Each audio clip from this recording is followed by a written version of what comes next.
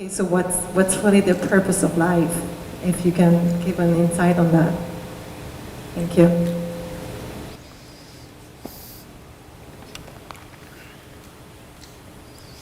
Isn't it fantastic that if there's no purpose, you have nothing to fulfill, you can just live? No, but you want a purpose. And not a simple purpose, you want a God-given purpose. It's very dangerous. People who think they have a God-given purpose are doing the cruelest things on the planet. Yes or no? They are doing the most horrible things, and they've always been doing the most horrible things.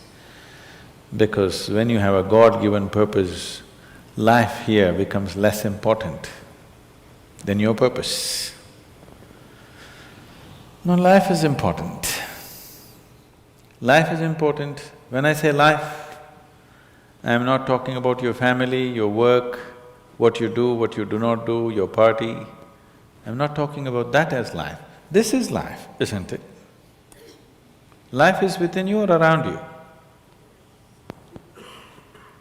The ambience of life, you're mistaking the ambience of life for life. Your home, your family, your workspace, your party, this is all ambience of life. This is not life, isn't it? Yes or no? Yes. You're mistaking the ambience for the real thing. No. Life is important because it's the only thing you know. You don't know anything else. Do you know something else? Rest is all imagined stuff, isn't it? The only thing is that this is beating and alive and that's all there is. So is this important? It is of paramount importance. Not you as a person, that's not important. But you as a piece of life, it's very important. Because that is the basis of everything. When I say that is the basis of everything, the universe exists for you only because you are, isn't it? Yes or no? The world exists for you only because you are, otherwise it wouldn't exist in your experience. So, in every way, this is important. So what is the purpose for this?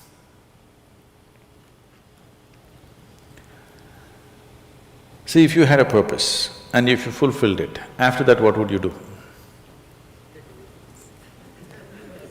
After that what would you do? Bored, isn't it? It is just that life is so intricate and so phenomenally intricate that if you spend 10,000 years looking at it carefully, you still will not know it entirely. If you spend 1,000,000 years looking at it with absolute focus, still you will not know it in its entirety. That's how it is. Is there a meaning to it? The greatest thing about life is that there is no meaning to it. This is the greatest aspect of life, that it has no meaning to it and there is no need for it to have a meaning. It is the pettiness of one's mind that it is seek a meaning, because psychologically you will feel kind of unconnected with life if you don't have a purpose and a meaning. People are constantly trying to create these false purposes. Now, they were quite fine and happy, suddenly they got married, now the purpose is the other person. Then they have children, now they become miserable with each other. Now the whole purpose that I go through all this misery is because of the children. Like this it goes on. These are things that you are causing and holding these as purposes of life. And is there a God-given purpose? What if God does not know you exist? No, I'm just asking by chance.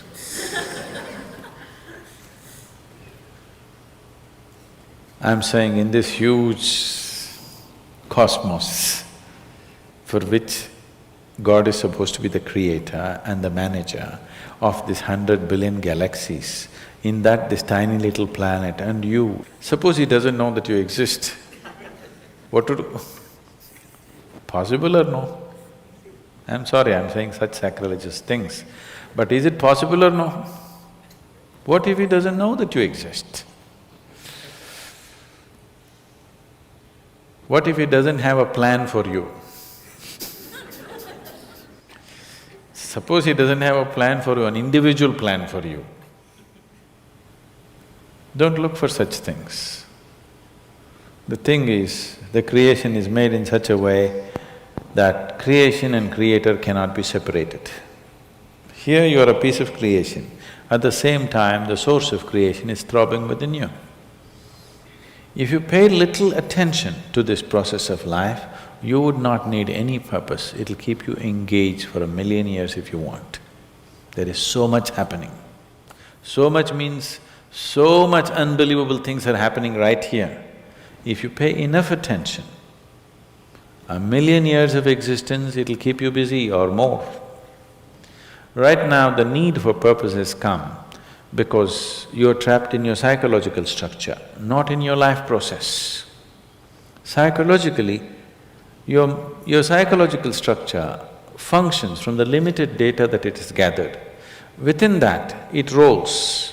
And right now, your thought and emotion has become far more important than your life, isn't it so? Isn't it so? So because of this, you're seeking a purpose as an escape from the trap that you have set for yourself. It is a trap set by you. You can easily come out of it. If the trap was set for you by somebody else, difficult to come out because they'll set the trap in such a way that you cannot come out, isn't it? I'm talking about life, not marriage, that's what I'm…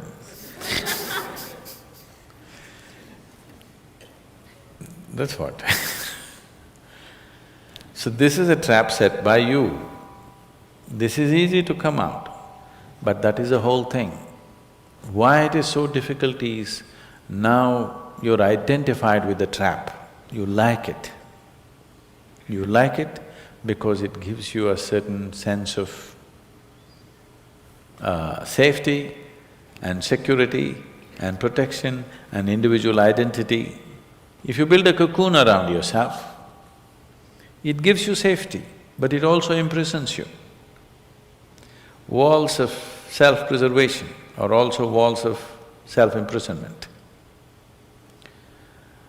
When it protects you, you like it. When it restricts you, you do not like it. That is why we have doors. We like the walls, because it's protecting us. But we have doors so that we can open it and get out when we want to. It doesn't matter how nice it is, we still want to go out, isn't it? So that is how it is with every trap that you set. It doesn't matter how nice it is, you still want to go out. So the psychological wall that you have built, which gives you some sense of identity, which gives you some sense of being a person, an individual person, and which gives you security, beginning to experience it like a trap, somewhere you want to break it. So one way of not breaking it is to find a purpose. Those who find a purpose in their life, they become so conceited. They will live within their own trap forever, thinking that they're doing the most fantastic thing. First thing you need is balance. If you have balance, then you can climb. If you don't have balance, it's better you stay on the ground, isn't it? It's not safe for somebody who is not balanced to climb high. It's best you stay close to the ground, you should not climb. So, first thing is to establish a balance, then you loosen your psychological structure. Then it's a wonderful thing.